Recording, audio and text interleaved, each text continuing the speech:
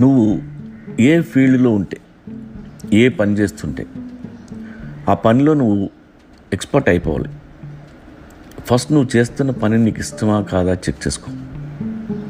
ఇష్టం అయితే మాత్రం ఎరగదీసాయి.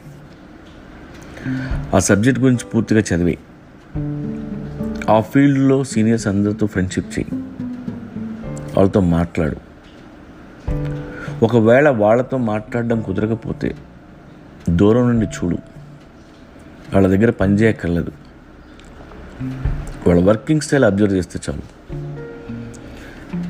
ఇంటర్నెట్ వాడు, గూగుల్ లాంటిని అడుగు, ఆ సబ్జెక్ట్ గురించి డీప్గా తెలుసుకో. Take some time and prepare your self.